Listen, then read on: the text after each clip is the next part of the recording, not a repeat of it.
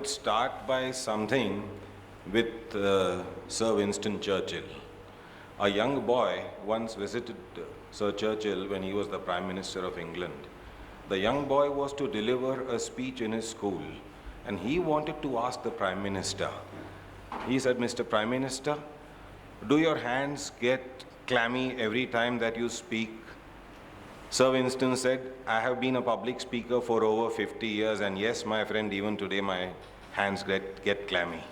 And he was actually known as one of the best speakers in the world, and is so even till today. So, putting myself in place of that young boy, I now begin before this august house. The topic or the subject seems to be quite heavy, critical aspects of Hindu inheritance and succession. Now, every civilized democratic society has its own justice delivery system and its legal setup, and more importantly, its own set of laws. Now, India is a country that is unique in the sense that it has recognized the personal laws of various communities and has given statutory flavor to them. So far as the Hindu law is concerned, it is, in the words of Sir Main, it has the most ancient pedigree of any known system of jurisprudence. Hindu law has been around for thousands of years. Statutory flavor was given to it maybe in 1937, 1956, and later on. But these laws are very, very ancient. Even what we see today are modified versions of those basic laws, while recognizing newer rights, as we all know, since 2005. Now, coming to Hindu law, and more particularly critical aspects of Hindu law, I would be discussing some aspects of Hindu undivided family, co-parsonary, some aspects of partition. So far as the Succession Act is concerned, I would be looking at sections 6, 8, and 15 of the Hindu Succession Act. Section 6 I will take lastly because it is most contentious after the amendment, and there have been some developments in the last 6 or 7 years, because litigation has started only in the last 6 or 7 years.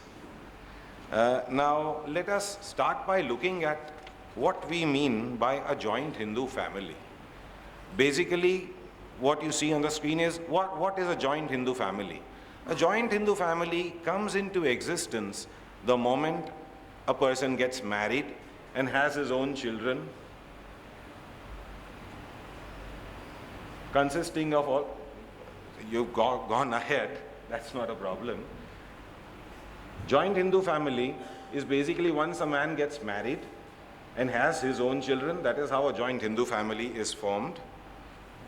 Second biggest aspect of a joint family is a joint Hindu family need not by itself have any joint property at all. It comes into existence the moment a person gets married and has children.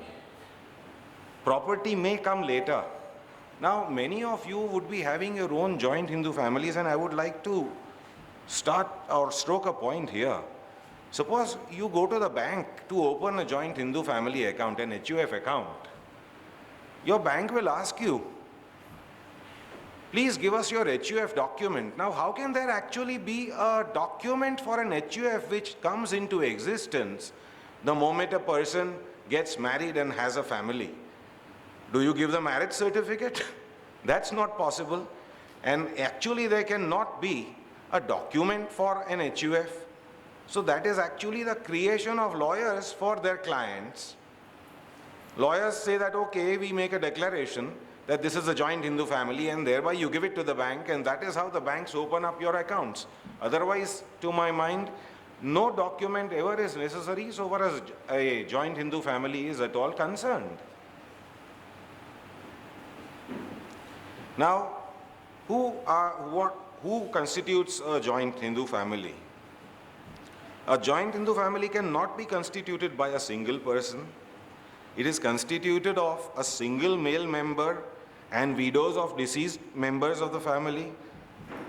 Again, property of the joint Hindu family will not cease to be joint Hindu family property merely because it is represented for the time being by a single individual male. For the time being, it might be his own property, but suppose he gets married, again it gets the flavor of a Hindu undivided family. He forms that Hindu undivided family. That is the decision of the Supreme Court in Sitabai versus Ramachandra Nyaya 1970, Supreme Court 343. During the course of my talk, I will be referring to about 6 or 7 judgments which I would urge you to take down. The reason is this: some of those judgments you might find they are very old, but even till today, they are the basis upon which the Supreme Court has based its latest judgments also. So they are the basic structure of Hindu law. As we have the basic structure of the Constitution, this is the basic structure of Hindu law. That has not changed. Legislation might have changed and thereby given that judgment a different flavor now. But these judgments still stand the test of time.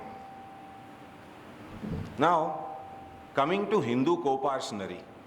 Apart from lawyers, people outside this courtroom might not understand the difference. For them, it is HUF. They don't understand what a co-parcenary is. A co-parcenary is 4 male Hindus in a straight line, that is the great-grandfather, grandfather's son and the grandson. They form a Hindu co-parcenary. All these people, they acquire an interest in this co-parcenary by birth. Co-parcenary is actually the creation of a statute, whereas Hindu undivided family is natural. After, of course, 2005, there is a widening so far as co-parcenary is concerned, because the daughters of a co-partner have been given equal rights to that of the sons, thereby widening the scope of the co-partnery. Now, to understand the formation of a co-partnery, it is important to really understand the distinction between co-partnery or ancestral property and self-acquired property. Now, property which is inherited by a male Hindu from his father, father's father, or father's father's father, that would classify as co-partnery property. The other property which he has not inherited, would be his separate property. Now, how a co-partnery is formed, or what is the genesis of a co-partnery? The genesis means the beginning, the seminal aspect, I would say. Co-partnery is created in the following manner. Say, suppose there is a Hindu male who has no property from his ancestors at all, and he earns through his own exertions. His sons do not acquire any interest in that property. Why? Because he is still alive. It is his own exertion. He has a son, suppose there is A. A has a son B. A has earned of his own. B further marries. A dies intestate. When A dies intestate, everybody from his line down acquire interest in the property, and that is how a co-partnery really comes into existence. The full example, of course, I have given here. I do not reiterate it.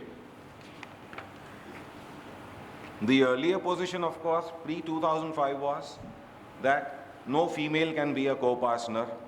Earlier it was a male-dominated society, so no females would be co-partners. But after the amendment of 2005, daughters are given co-partnery rights and they are now co-partners. Now, so far as the genesis of a co-partnery is concerned, the Supreme Court has summarized the whole situation in the case of State Bank of India versus Gamandi Ram. That says, the first thing is that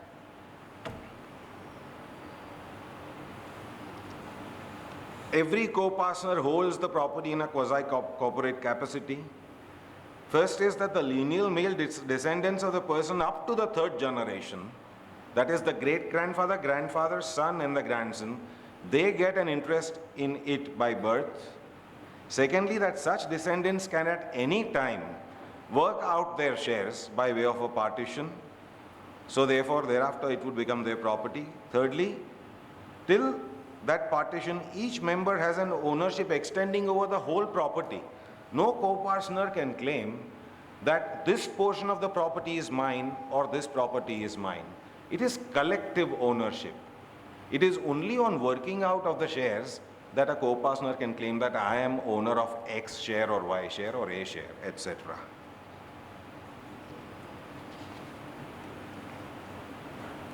And then the interest of a deceased member passes on his death to the surviving co-partners. Having said something about Hindu undivided family and co-partnery, I will straight away go to the topic of partition now. Now, what is the property that can be partitioned? Of course, the answer is obvious. Something that can be partitioned is only joint property. Joint family property can be partitioned. Second is, who can demand a partition?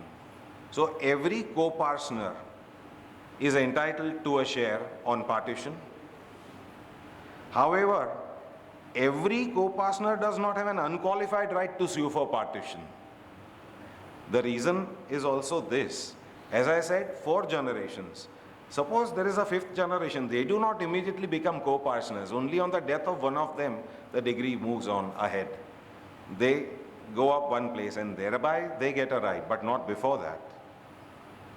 As I said, as per Section 6, the newly amended section under the Hindu Succession Act, daughters have now been given a right after 2005. Now, we talk about sons, grandsons and great-grandsons. Every adult co-partner is entitled to demand and sue for partition and to work out his shares. Now, here also there is a difference.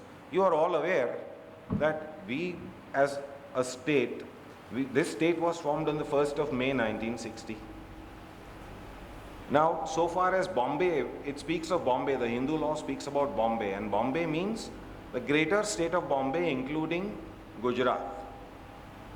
There a slightly different law prevailed. And there the situation is that if the father is joined with his own father, brothers or co-partners, then a son is not entitled for a partition. The other high courts do not recognize this distinction. There it is absolutely possible. Here, because the jointness of the joint family was perceived to be more here. Why? One of the reasons probably for this was we were basically and still are a trading community.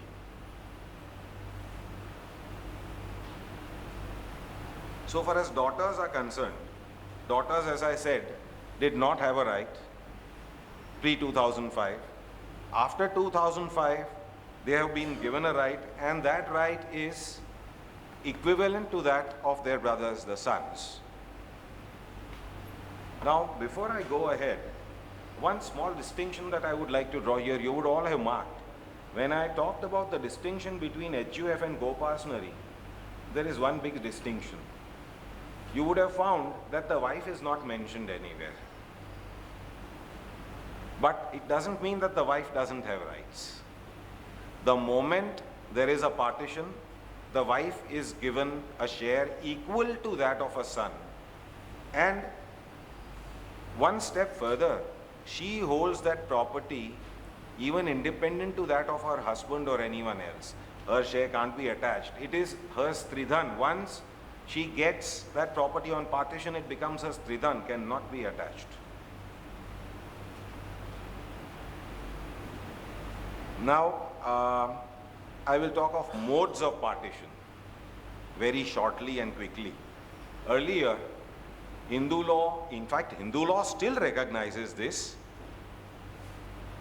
There are 2 modes of partition: full partition, partial partition. Full partition, obviously, I need not explain. Full partition is full partition of the property. Everybody takes their own share and goes away. So far as partial partition was concerned, again, 2 modes of partition: partial as to person and partial as to property.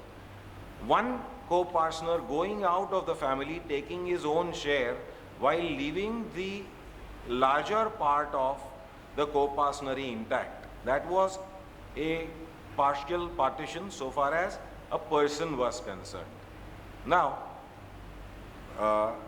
partition partial to property. Suppose a family has 5 or 6 properties and the family decides that we will remain joint, but so far as X property is concerned, we will now sell off that property, divide the shares, so that share will be your individual share. So that is property which is partial partition so far as property is concerned. But this was recognized earlier, but as we all know, it is fiscal statutes that often determine rights. And the Income Tax Act introduced section 171, which de-recognized partial partitions in any manner whatsoever. So only full partition is now recognized. There is this celebrated case of Apurva Shantilal, which you can all look up, which gives the whole history. Now, another most important aspect is after partition what? How, after the shares are worked out, after partition has taken place, how does the property devolve? The effect of partition is to dissolve the partnership, the co-partnery, with the result that the separating members therefore thenceforth hold their respective shares in their individual capacity, and the share of each member will pass on to his heirs after his death. However, there is one important qualification. If that separating member is joint with his own members, then so far as his branch is concerned, the co-partnery still continues. And that is why you will find something which is not mentioned here. Udayan Bhai will be able to tell us more about it, he also being practicing on the tax side and on the documentation side. There are two kinds of documents which are made while there is a partition affected. One is full partition, nothing more to be said. But if that document mentions it in this fashion, that Mr. X was a co-partner and he will hold the property in his own capacity, then he gets his share absolutely. If the document mentions that he and his branch are given this share, that will continue as co-partnery property so far as his branch is concerned. Mr. Vyas will correct me if I am wrong. So, this is what happens when a partition takes place. Now, what happens when a share is allotted on partition? Is that share individual or that of the HUF still? Now, here a very important case took place before the Supreme Court in 1968. Commissioner of Income Tax versus Ram Rakpal. The facts of the case were, I would like to read it out. There was a partition between the father and the son in 1948. The father died in 1958. The son inherited the property obtained by his father on partition.